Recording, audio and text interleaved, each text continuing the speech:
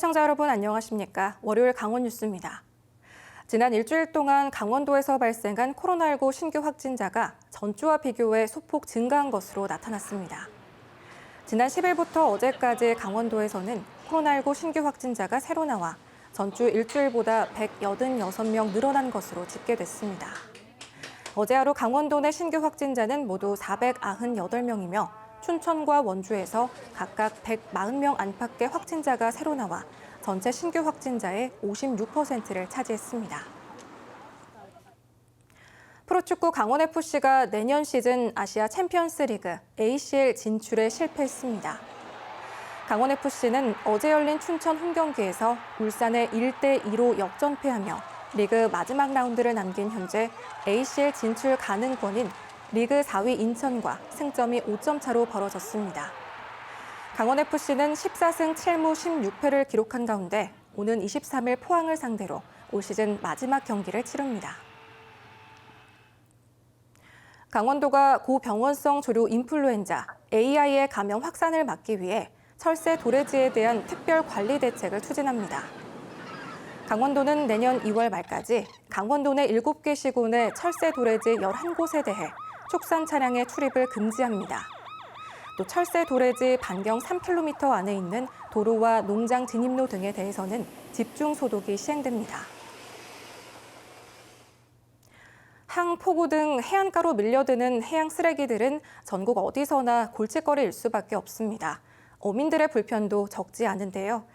이를 해결하기 위한 무인 청소 로봇이 최근 개발됐는데 강원 동해안에도 적용이 가능할지 기대를 모으고 있습니다. 박장훈 기자가 보도합니다. 폐 플라스틱과 스티로폼 등 각종 생활 쓰레기가 조류와 파도에 밀려 항포구로 계속 유입됩니다. 하지만 항포구는 부잔교와 계류 중인 선박들 틈새로 쓰레기들이 모이기 때문에 사람이나 대형 수거 선박에 접근이 어려워 수거하기가 쉽지 않습니다. 상어처럼 생긴 로봇이 바다 위를 헤엄치며 돌아다닙니다. 마치 먹이를 잡아먹듯 곳곳에 떠다니는 해양 쓰레기를 집어삼킵니다. 컨베이어로 수거된 쓰레기들은 뒤쪽에 연결된 그물망 안에 담깁니다. 선박들 사이 비좁은 틈새나 앞을 가로막는 장애물도 요리조리 잘 피해 다닙니다. 국내 연구진이 개발한 원격 조종과 자율 이동이 모두 가능한 해양 쓰레기 수거 무인 청소 로봇입니다.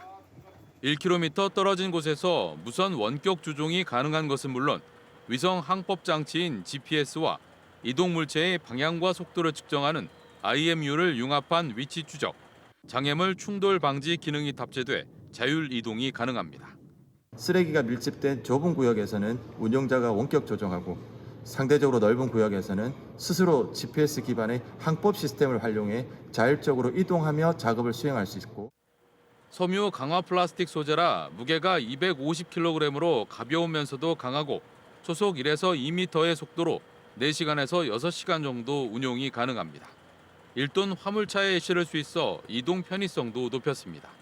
함께 개발을 추진한 충청남도는 이 청소 로봇을 섬 지역과 절벽, 동굴 같은 해양 쓰레기 사각지대에 활용할 계획입니다.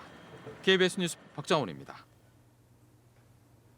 강원도 관광재단이 수도권의 반려견 동반 관광객을 강원도에 유치하기 위해 반려견 동반 전용 열차 강원 댕댕 트레인을 운영합니다. 강원 댕댕 트레인은 다음 달 6일부터 오는 12월 5일까지 수도권에서 영월과 정선을 오가며 영월은 당일치기, 정선은 1박 2일로 운영됩니다.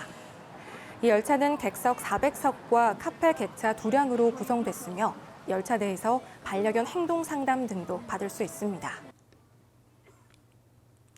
국회 교육위원회 강민정 의원이 강원도교육청에서 받은 학교시설 내진 성능 확보 현황을 분석한 결과 지난 8월 기준 강원도 내 학교의 내진 성능 확보 현황은 57.2%로 집계됐습니다. 이는 전국 평균보다 5.7%포인트 낮은 수치입니다. 강원도 내 학교의 학년별 내진 성능 확보율은 유치원이 96%로 가장 높았고 초중고와 특수학교는 각각 40%에서 60% 수준이었습니다. 김홍규 강릉시장의 공약인 강릉시 출산지원금 증액이 내년 이후로 미뤄지게 됐습니다. 강릉시는 당초 내년부터 출산지원금을 증액할 계획이었지만 사회보장제도 변경을 위한 보건복지부에 대한 협의 요청 기한이 김 시장 취임 전인 지난 6월 말에 끝남에 따라 2024년 증액을 목표로 내년에 보건복지부와 협의할 계획이라고 밝혔습니다. 이에 따라 내년에는 강릉시에 주소를 둔 여성이 출산할 경우 강릉시는 자녀 수에 따라 30만 원에서 최대 100만 원의 지원금을 각각 지원합니다. 정성군 신청사 건립이 이르면 2026년 말쯤 가능할 전망입니다. 정성군은 올해 말까지 신청사 기본계획 연구 용역에 이어 사업 타당성 용역을 거치면 2025년 본공사에 들어가 2026년 말이나 2027년 초쯤 신청사를 준공할 것으로 전망하고 있습니다.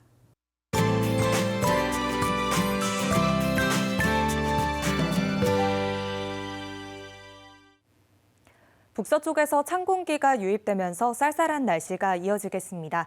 아침까지는 어제보다 조금 높게 출발한 곳들이 있지만 낮 기온이 크게 오르질 못하고요. 내일부터 기온이 큰 폭으로 떨어집니다. 강릉이 7도로 출발하면서 오늘과 비교하면 10도가량 차이가 나고요. 일교차도 크게 벌어집니다. 여기에 찬바람도 강하게 불면서 체감 온도는 이보다 더 낮을 수 있겠습니다. 한편 오늘 동해안에는 비 소식 들어 있습니다. 오후부터 저녁 사이에 5mm 안팎으로 비가 조금 내리겠고요.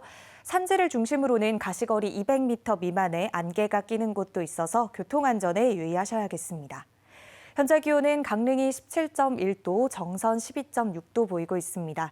한낮에는 강릉이 18도까지 오르고 속초와 양양 16도, 태백은 14도 선에 머물겠습니다. 바다의 물결은 먼바다에서 최고 3.5m까지 매우 높게 일겠고요. 낮부터는 바람도 초속 16m로 거세게 불면서 풍랑특보가 내려질 가능성이 높습니다. 목요일 아침까지 예년 이맘때보다 쌀쌀한 날씨가 계속됩니다. 일교차도 크기 때문에 옷차림 따뜻하게 해주셔야겠습니다. 날씨 전해드렸습니다. 월요일 강원 뉴스를 마칩니다. 시청해주신 여러분 고맙습니다.